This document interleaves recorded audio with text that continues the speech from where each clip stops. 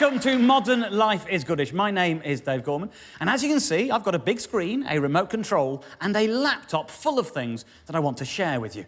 Now, it seems to me that there is a peculiar mood in our country right now. More than ever before, Great Britain feels like a divided nation. And it's at times like this, when so much divides us as a people, that I think we need to seek out those things that unite us and use them to make the bonds between us stronger. For example, ladies and gentlemen, and I think this is true, whether you are black or white, rich or poor, young or old, I'm sure we can all agree that when you're at a bar, the person trying to get served by doing that is a dick. It's such a weird, unnatural thing to do. You're not even holding the money between your thumb and forefinger, which is how you hold most things, is between those two fingers, the cigarette fingers, in a way that suggests I can't even be bothered to hold my own money properly. I don't really care. Why would you fold a note like that? You must have done that on purpose. Notes aren't normally folded like that, are they? Most wallets look something like that, don't they? So most notes are folded like that. Unless you've got a wallet that looks like that, there is no excuse for holding a note that looks like that, is there? As far as I can see, there are only two situations in which it is acceptable to fold a note like that. One is in a magic trick, and the other is in a stripper's thong. And let's be honest, neither of those is anything to be proud of. What is this gesture really trying to achieve? Do you really think the bar staff are looking at the throng of people trying to get served and thinking, oh, they all look thirsty, but which of them can afford a drink? Which one of them's got actual currency? Such an arrogant thing, such an arrogant gesture, it really winds me up. In fact, I have started a bit of a campaign on this topic. We have got a logo, there it is. We've got a slogan, don't be a note-fold cock. If you want to join the campaign, there is a website, say no to notefoldcockery.com. Feel free to come and join. It is early days, but I think it's going quite well. In fact, in my local, they've actually got a sign on the bar. Because it's on the bar, and it sort of speaks from the pub to the customer, they have changed the slogan ever so slightly. So their sign says, these people get served last. Don't be a note-fold cock. If you don't believe me, there it is, on the bar, ladies and gentlemen. If I zoom in, you can see the detail, see the wording. I mean, the truth is, I imagine they'll take it down when they find it. But it's there. It's there at the moment. And that's the important thing. Now, we've been talking about the way we behave at a bar, about manners. Essentially, we've been talking about queuing. And queuing, I think, is seen as a fundamentally British quality. It's something that we like to think we're very good at. And I'd like to think that we were, because queuing represents something important in life. Queuing represents democracy and civility. Queuing says, yes, I am younger, I am stronger than you. You are old and you are frail, but you were here before me. And so I will not exercise my physical advantage. I will allow you to go first. That is a wonderful thing. So maybe it's no surprise that no less a source than Debrett's describes queuing as an aspect of British behaviour, saying, where other nationalities mass frenziedly, the British queue. Yeah? Good old us. Turn up at a railway station or a supermarket or a post office and you will see an orderly queue. And maybe that's true at a railway station, or a supermarket, or a post office. But it's not true at a bar, is it? At a bar, it is every man for himself. It's a dog-eat-dog world out there. And the reason for that is we've given responsibility for who chooses who's next to the one person who is not equipped to decide who is next, the barman. If you're a barman, you're looking out at a crowd of people like that, and you're supposed to remember in what order they arrived. But you can't possibly know that because every time you serve someone, the lineup changes in small, subtle ways. Basically, we are expecting bar people to play the tea tray, tea towel memory game with human faces while serving drinks and counting money and serving people. That is not humanly possible. No wonder mistakes get made. I'll show you what I mean. Right? Let's say that this is a queue of people at a bar. Okay, this is the front line at a bar, and there's a space that has just opened up, as you can see. Now, let's imagine that we are the person sliding into that space, okay? Now, if that's you, the only thing you know at that point is that you are ninth, okay? Now, this is just an example, obviously. I wouldn't want you to think that I would actually drink in the kind of places where that many people wore hats. It's just an example. And for whatever reason, the barman hasn't realised that you're the most recent arrival. He makes eye contact with you and he says, "What would you like?" Now, there is no reason on earth why you should not just place your order. That is how the system works. He is the man in charge, and you could do that. You could shaft everyone else in that queue. What I would recommend you do instead, and it's worse in its way, is the Barlow. The Barlow. You don't make your order. You don't place your order. What you do is you say, "Oh, I'm sorry, that guy was here before me." And you indicate the man next to you. Now, that man, he thinks you are a saint. And so does the barman, because very few people give up their place in a queue. But you're not a saint, are you? You could have been first. No. You were meant to be ninth. But now, you're second. Because the barman thinks you're brilliant. What you've done is, instead of shafting all of the others, you've shafted most of the others and earned yourself a halo that you have absolutely no right to. The reason this is called a Barlow, it's obvious, really, isn't it? It's because in the microcosm of a bar queue, this is the moral equivalent of writing a song for charity while not paying your taxes. That's the Barlow. It's obvious. It's obvious when you think about it, isn't it? It's obvious. But even then, in what sense exactly is a bar queue orderly? Let's look at a bar queue from another perspective. Let's look from above, OK? They were looking down from the ceiling. That's the bar there, OK? And that there is the barman, OK? So there's a load of people who are waiting for drinks. Now, that's meant to be a queue. I would say, in no meaningful sense, is anyone who isn't on the front row queuing.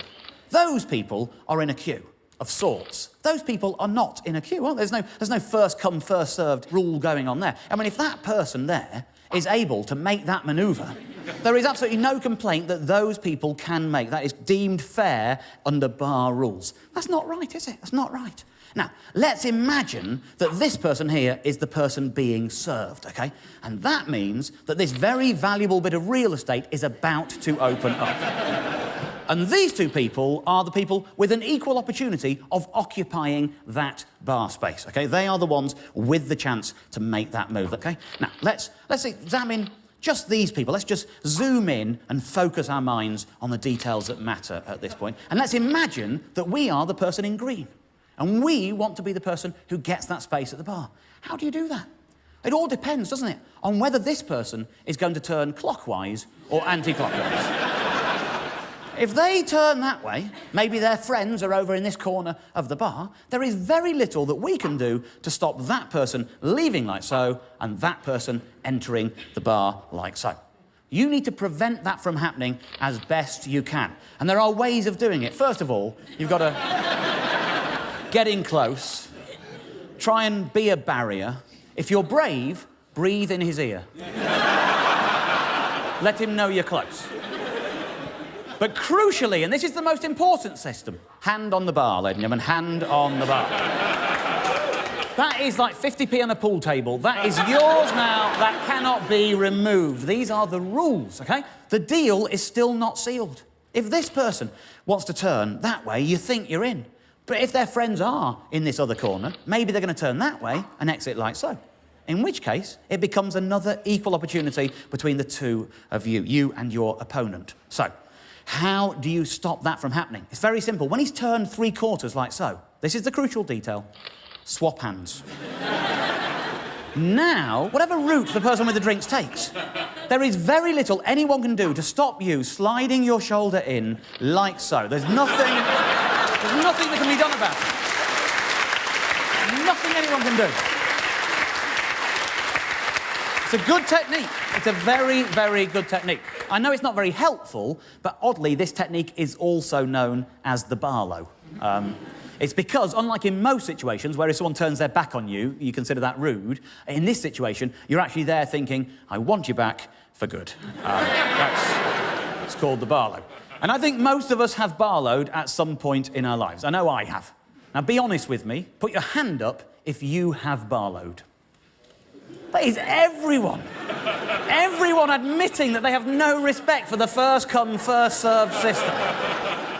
And I know that you do, because before the show tonight, we set up a camera in the bar.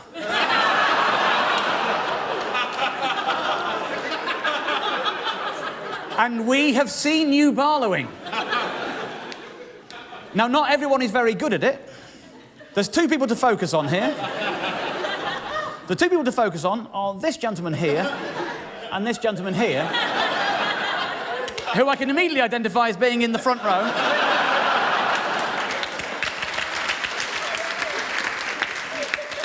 Where is your opponent, sir? Where is the other person? You're over there. OK, so we've got one over there and one on the front row. OK. What's your name, sir? Gio. Gio. Gio, you are not good at barlowing. I'm out of practice. You are not good, OK? There's a person between these two people. We're just going to watch the moment where they leave and watch what happens.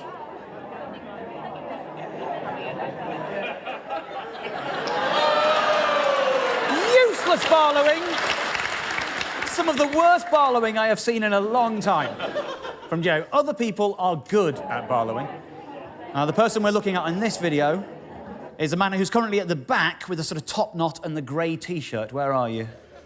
Oh, that, right, OK, in the middle of the third row. In the middle of the third... What's your name, sir? Christian. Christian. Now, you're quite good at barlowing here. There's quite a few people. Hand on the bar. Hand on the bar. This woman hasn't got a chance. Off she goes. You're in! You're in. Congratulations on good barlowing. Congratulations to you. You are as rude as anyone and good at it. For that reason, after the show, I always have to go and get makeup and whatever I could do with a drink. Could I give you some money? And will you get me a drink afterwards? I've got my wallet.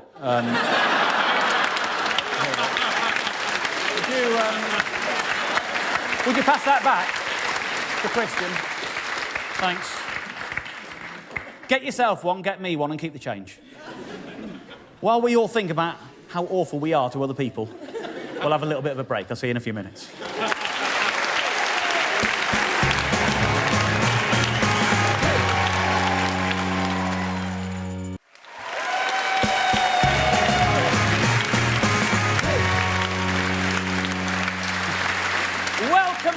Modern Life is Goodish. My name is Dave Gorman, and this evening we've been talking about queuing, about etiquette. And it seems to me that you are a relatively polite bunch.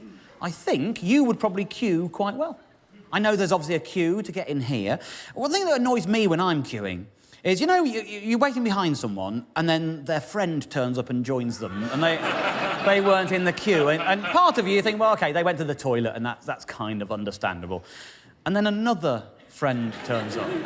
And then, what do you think the limit is? What do you think is an acceptable number of people to be joining that kind of queue? Two. Two is where you think it is. It's interesting. Because before the show, ladies and gentlemen,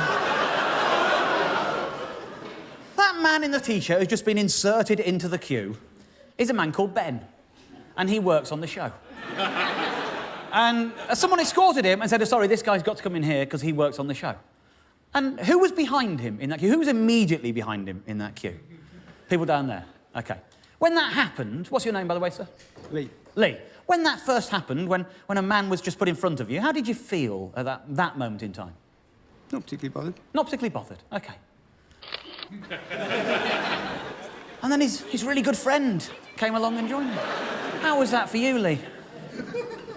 I noticed. You noticed? Yeah. OK. Yeah. Yeah. Do you know what, Lee? I noticed you noticed. But we sent in a third friend. Is that the point at which you... No, I think there was 5. 5 including Ben? Mm. And that is the point that you, Lee, had enough. That's the point at which you thought, I'm standing up for myself. I'm going to have a word. There you go, Lee. Moving to the front. That's also the point at which we sent in another friend. This one, on crutches. And what I want to know from you, Lee, is did the arrival of someone on crutches dissuade you from having had a word? Did you think, oh, all right then, or did you think, no, I want them all out?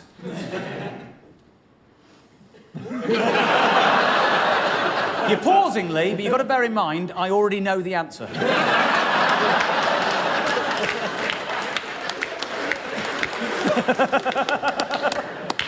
Because it's at that point that we had them all kicked out. Of course we did. Justice prevailed. We wouldn't want to take seats away from you good people. Look at the body language there. Have you calmed down yet? I got in. I'm feeling a little bit of seething anger still coming this way. It seems to me that you are good people with good queuing manners. You were prepared to step forward at 4 or 5 people in to an abuse of a queue. I like that. But do you agree with Debrett's who say that a supermarket is a place for orderly queuing? I'm not convinced myself. I'll explain why. I'll give you an example. Let's say that this is the supermarket. We're looking down from above again. That's the till. That there is the conveyor belt. That there is the actual till itself, OK? So the queue will be travelling in that direction like so. Now, obviously, there'll be more than one till. There might be 3 or 4 in this particular example, so there might be 3 or 4 queues travelling like so. By the way, let me be very clear here. When I say supermarket, I am using the phrase, in what I think is the commonly accepted use of the term. I find it is a much abused term, supermarket, isn't it? If you look it up in a dictionary, it's very clear. A supermarket is a large shop. Now, obviously, large is a subjective term, but I'm going to go out on a limb here and say that this isn't a supermarket.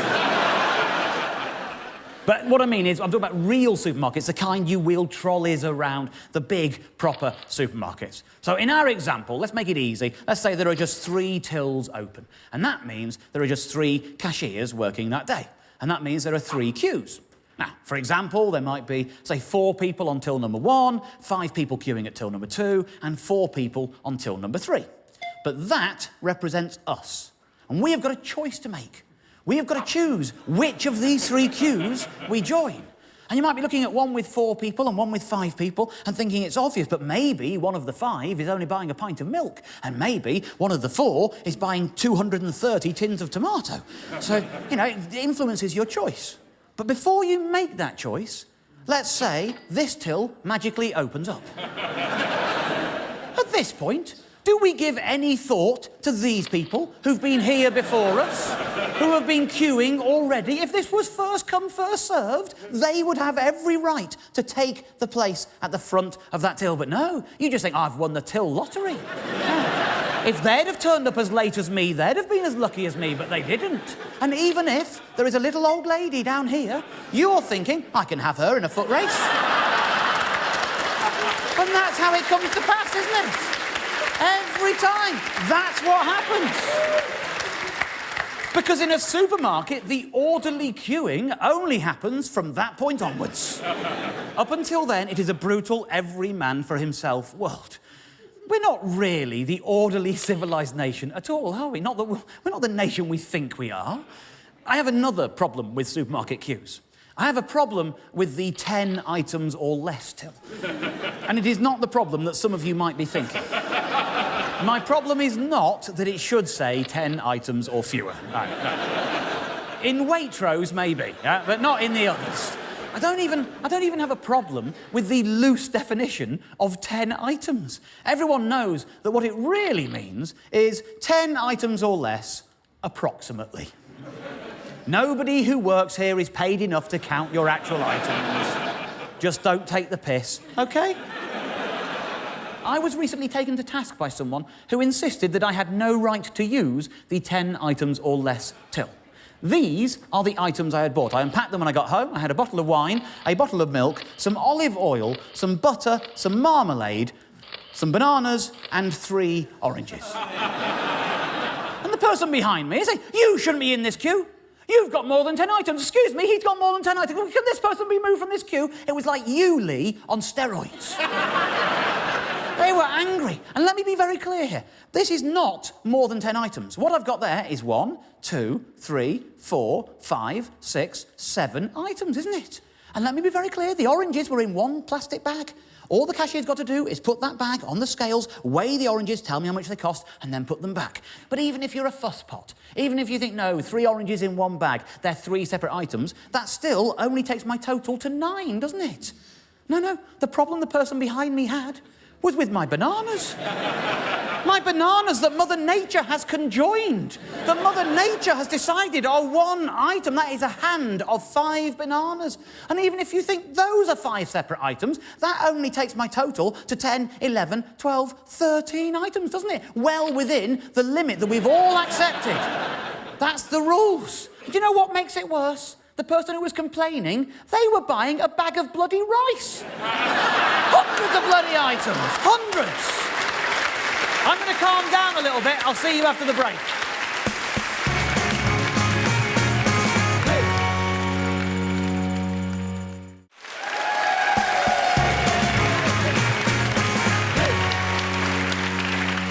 Welcome back, ladies and gentlemen. My name is Dave Gorman, and this is Modern Life is Goodish, where we have been talking about human behaviour and manners in relation to queuing. Do you know where I think the most civilised queues on earth are to be found?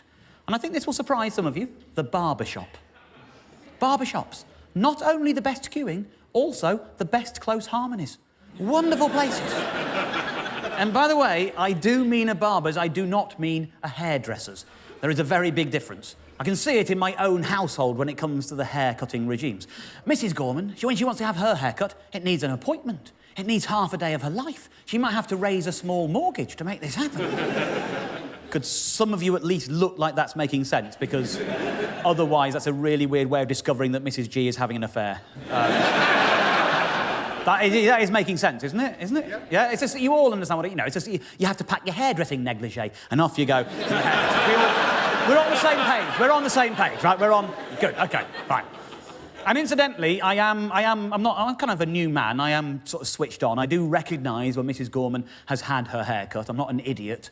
It's easy, really. She's sobbing and wearing a hat. There are clues.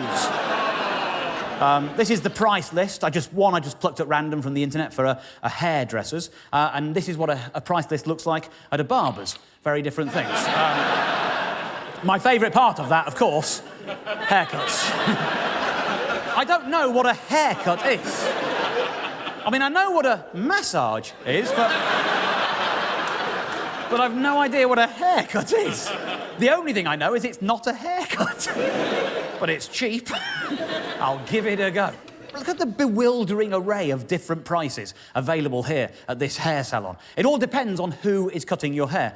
Prices go up with the seniority of the stylist. You can have a graduate stylist at the cheapest end of things. You can move up to a junior stylist, then a stylist, then a senior stylist, then an executive stylist. And if you really want to push the boat out, you can have an art director. An art director! I wouldn't have my hair cut by an art director. They've probably just got home from the movie set where they were sorting out props. How do I know they know how to cut hair? This is a gents salon. This is one that does do men's hairstyling. Look at the language that's being used here. You can have a creative stylist or an artistic stylist. When is someone artistic but not creative? When I was at school, the kids who were artistic but not creative were just good at colouring in and stuff. Let's just look at one particular service they offer, the wash, cut and finish. And incidentally, I only know what 2 of those things are. I genuinely don't know what finish is. How do you cut someone's hair and not finish? That's a never-ending haircut. That makes no sense at all to me. I know what a wash is. I can do that for myself. I know what a cut is. I can't do that to myself. That's why I go to a barber's. I go to someone who can do the one thing I can't do. Don't understand. They're genuine. And incidentally, if you're at home thinking, oh, I'll tell him, don't. I'm enjoying my ignorance. It's fine. I like not knowing what a finish is. Makes no... I mean, if it was a massage, I'd know what a finish was, but...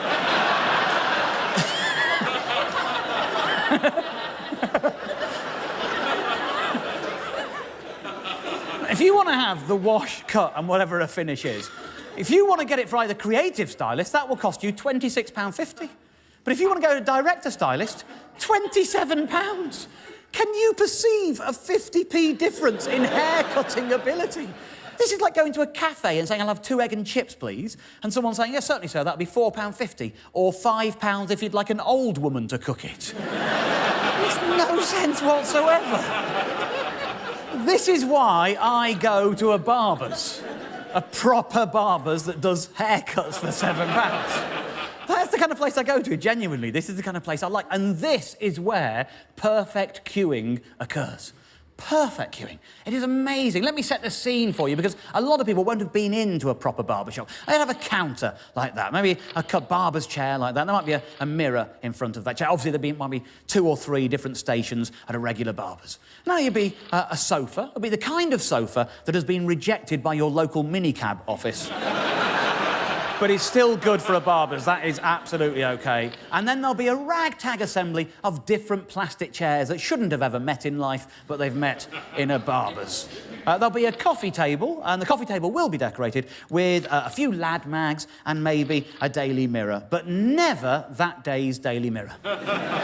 Always at least 3 days old, possibly 3 months old. That's the limit on the Daily Mirrors available in a barbershop. And if this is the barbershop we're talking about, maybe you're entering the shop down here. And you don't have to sit in the nearest chair and then process your way from chair to chair until you get into the magic chair where the hairdressing will actually occur. There is no physical form to the queue in a barbershop. In a barbershop, the queue happens in our heads and nowhere else, and everyone knows their place. And at some point, one of the barbers will finish cutting someone's hair, and he will turn his chair around, and he will say, "Who is next?" And the person who is next will say, "I am next," and they will take their seat. That is perfect queuing. That is perfect first come, first served civility. That is how life should be. There is one bad thing that can happen to you in the queue at a barber's.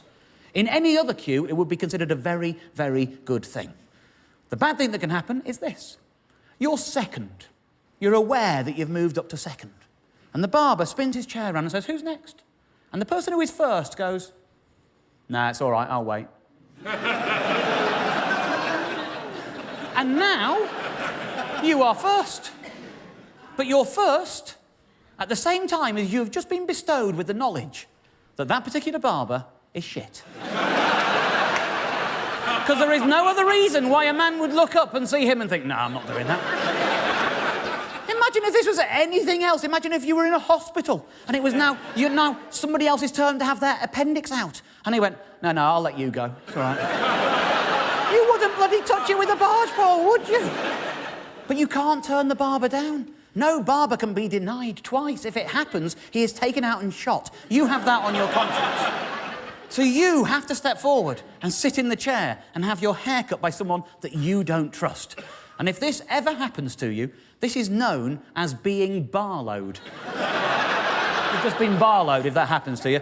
The reason for that is this is a society peer pressuring you into having a haircut that you're not comfortable with, while everyone else laughs at you behind your back.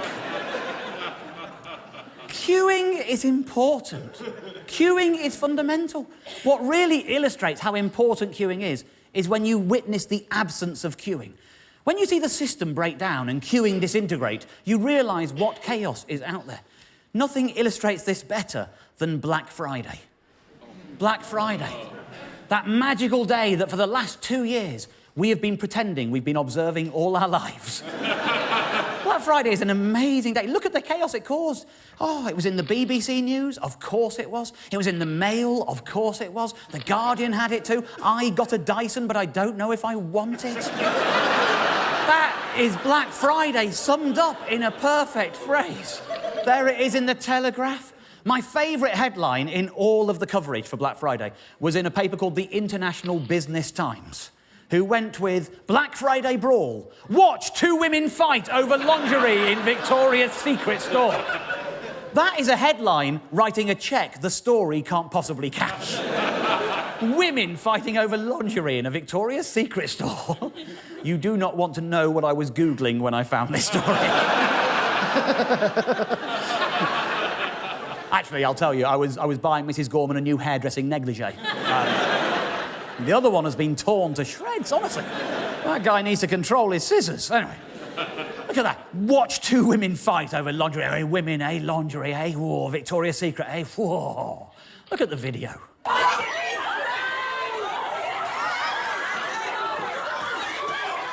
Whoa. I love stories like this. I love it when people get so upset about things that they really don't need to trouble themselves with. I like to see what the world is saying about such things. I have been to the bottom half of the internet, ladies and gentlemen. I've seen what the great British public has to say on this very topic. I've taken the best, or perhaps the worst, of what I could find, and I've turned them into something that I like to call a found poem that I would like to perform for you now. Black Friday is just another American import we can well do without. Like Kim Look At Me Kardashian or Rolf Wobbleboard Harris.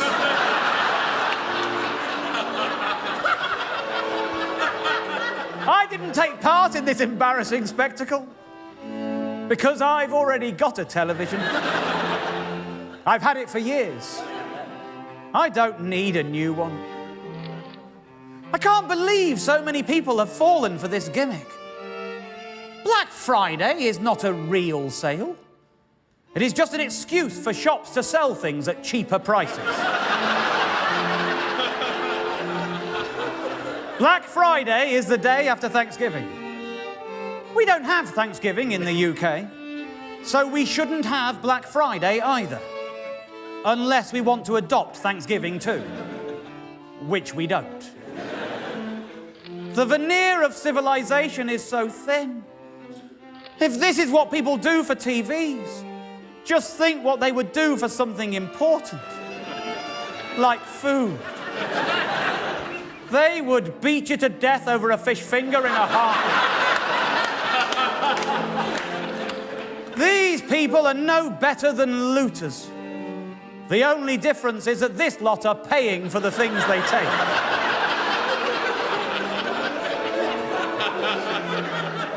But that's not all that different when you think about it.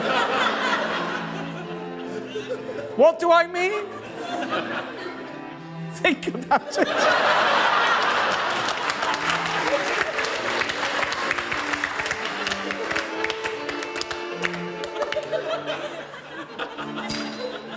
I know. I was going to buy a pair of shoes that day, but I didn't want people to think I was one of that stinking rabble. So I stayed at home. Now I've decided that I don't really need the shoes anyway. So, far from stimulating the economy, Black Friday has actually cost at least one shoe shop, at least one customer. But of course, people like me won't be counted in the statistics because we weren't there. And you can't count people who aren't there.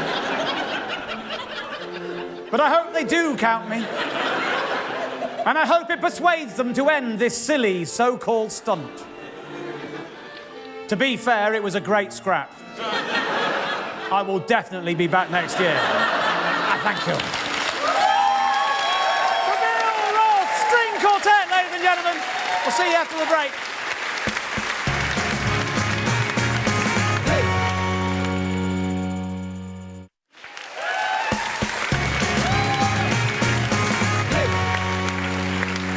Welcome back to Modern Life is Goodish. Now, you would think that if queuing is a thing that the British people see as a defining part of their character, as a wonderful, noble thing, then surely queue jumping would be one of the greatest sins you could visit on your fellow man. We certainly proved earlier that you don't like it when it's happening to you. So why, in a society that frowns on queue jumping, are there so many situations in which the world tells you it's okay to queue jump for a price? Priority boarding is a wonderful example. Priority boarding is an act of madness. I've done it, I fall for it, I'm going to fall for it again. I don't understand why, but I do. This is what your journey looks like on a flight. You get onto a plane, then you fly over mountains and oceans to a new and exotic land.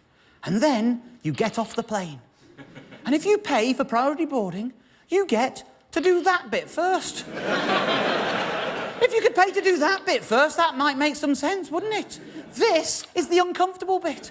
This is the bit with the lack of legroom. The airport is a place of almost infinite legroom. by paying to do that bit first, you are giving up the comfort of an airport and volunteering to spend more time in the uncomfortable zone, aren't you? And yet we fall for it. We all do. I know I do. 2 stories. One occasion, I was travelling on a flight. I was given priority boarding by the people who had put me on the flight, OK? So I get to the airport and there are 2 queues. One says regular boarding and one says priority boarding. So I joined the queue for priority boarding. And then they called our gate. And everyone who was sitting around stood up and joined the same queue as me. All of us. And nobody was in the other queue. And so somebody came forward from the airline and said, I'm sorry, ladies and gentlemen, this is the normal queue, this is just priority boarding. And every single person went, yep. I've paid for priority boarding. 200 people had given an airline £2 for priority boarding. 200 people had basically given them 400 quid to stand exactly where we were. And at no point did the airline say, we understand that you paid for an advantage that we're not giving you, we will give you all your money back. They just literally laughed at us as we went onto the plane. On another occasion, myself and Mrs. Gorman were going away on holiday. We had paid for priority boarding. I know it doesn't make sense, but we had done so. We got to the airport. There's a queue. There's about 20 or 30 people in priority boarding, and the rest of people are not in priority boarding, and so we get to go through first. But we do not go through, and then over a wibbly-wobbly corridor and into an aeroplane. No. We get to go through, and then down some steps, and then down some other steps, and then outside, and onto a bus. And then they let the non-priority boarding through. And they came and joined us on the bus. But they couldn't all get on our bus, so another bus was brought. And the rest of them got on that. And then that bus left before our bus. And they got on the plane first, and then our bus turned up. And the people who got off the bus first were the people who got on it last. So we were the last people. We basically paid £2 to be first onto a 3-minute bus ride through an airport. This burns. Now, of course, there are situations where queue jumping does make sense. That doesn't mean it should happen, but it does confer some kind of advantage on you. If you have a mobile phone and your contract is with the company EE and you want to phone customer services, you might well hear a recorded message from them saying that if you give them 50p, they will bump you up nearer the front of the queue. For 50p? 50... You could upgrade your hairdresser to a director stylist for 50p. Just imagine someone trying to do that to a real queue of people in an actual... Imagine if that was outside tonight and somebody had come out with a loud hailer and said, if you've got 50p, I'll get you in first. I don't think that would have gone down very well, would it? No, Lee, I don't think it would, no. But in the privacy of your own home, it might be quite tempting. No one else needs to see you doing it. No one else knows you're being a bastard, do they? If we all just accepted that queues existed for the greater good, then we'd be fine. The truth is, a queue robs you of a little bit of your individuality. Just temporarily, you become one of life's drones. And that's okay in the context of a queue. I like the fact that there are occasionally little symbols in life to tell you how to behave in a queue. Sometimes at a cash point, you might notice something like that, a little box around there and a pair of feet as well. I like that. I like the box anyway. The box is good. The box is saying, back off, this is my space, I'm doing something private here, don't try and rob me, don't crowd me out. I'm fine with the box. I'm not so convinced by the feet. I've never walked into one of those boxes and thought, well, if those feet weren't there, I wouldn't know what to do. It's not as if the box was wider and the feet were over there, you'd be doing that, would you? You wouldn't. You wouldn't, would you? Would you? I wanted to know if people would. So I found a cash point without a box, and I gave it a box. And then I added a pair of really wide feet. And to help guide people into those feet, I put a pair of not-so-wide feet there, and then a pair of normally spaced feet there. Now, there's a few things you need to know about what I'm going to show you. First thing, that is not a working cash point. The other thing you need to know is every time I show you one of these videos, you're going to see 2 people at the front of the queue. They are my friend Nick and me, OK? I'll just show you how it works. So this is the first one. That's my friend Nick approaching the cash point. In he goes. And obviously, because he's my friend, he's in on this. Bang on the wide feet, like so. Next person you're going to see is me. Here I go, approaching it. And I'm in on those feet. And we did it this way because we thought that way people have got more chance of following the pattern that has been set. Now, the reason I went when I did is because I saw that man there. My job was to kind of make judgment calls, to survey the environment and think who here is looking like they're going to the cash point, and then try and get in before them to create a 3-person queue. He looked like the body language was right. He looked like he was reaching for his wallet. He looked like he was sort of scanning the environment, looking for one himself. It's tricky to get right, though. I thought he was doing that. Now, as you can see, the toilets are right next to us. We were there all day doing this. About 80% of the time, what actually happened is people just went in there like that. And myself and Nick, 2 friends, would be stood in front of a non-working cash point for about 4 minutes before we'd realise there was nobody behind us and there was nothing to do. It was really, really odd experience. This one, I was right. The man is joining the back of the cash point queue. Here he goes. Let's have a look at his actions. In he goes. What's he going to do? What's he going to do? Oh, he hasn't already committed at that point, has he? And Nick is about to leave. Let's see what happens when Nick leaves and I step forward. Off Nick goes. I'm on target. This man's not doing anything. This man doesn't care about the rules of queuing. He's a free-form thinker, isn't he, this one? He will not be constrained. He will not let society tell him what to do. Look at that. No thought for it at all. This is the real acid test. I leave. In he goes. Straight in the middle, nothing, ignoring all of it. It just doesn't work on that occasion. But there is a reason I'm showing it to you. I'm showing it to you because I hope this old man gets to see what we did. Because this man was frustrated, and I want to send him an apology. Of course he was frustrated. His day was delayed by 2 people queuing at a cash point that doesn't work. And he was furious. Debret say that other nations mass frenziedly, but we queue. This man could give other nations a run for the money. Watch his body language when he realises that this cash point isn't working. That is British rage at its fiercest. Absolutely fearsome. Sir, if you're watching, I apologise. I apologise. However, here's another example. Now, this is the chap we're looking at. I judged he was approaching the cash point queue, and he was. Watch what happens. Bang! Bang! Absolutely. Now, when Nick leaves... Bang! How beautiful is this? But this is the test. It's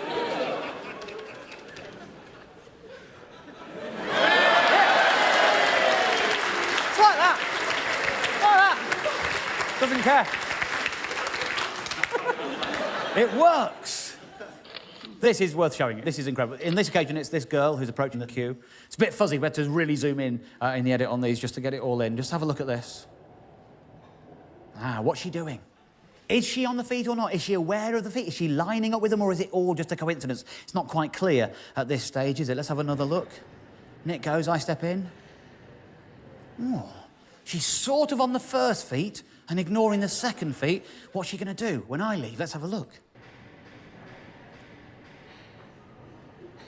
Oh! It's like it's bounced off the crossbar. I thought we were going to get one, and we didn't get one.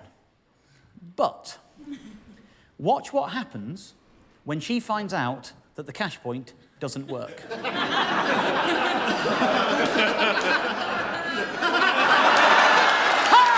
wonderful is that? How joyous is that? What was she thinking?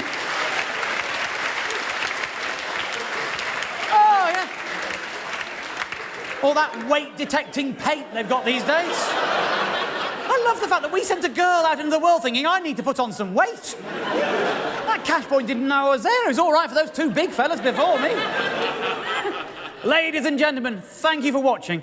I'd like to think that with the help of some bar highs, some bar lows, and a dash of notefold cockery, we have once again proved that modern life is definitely good-ish. Good night.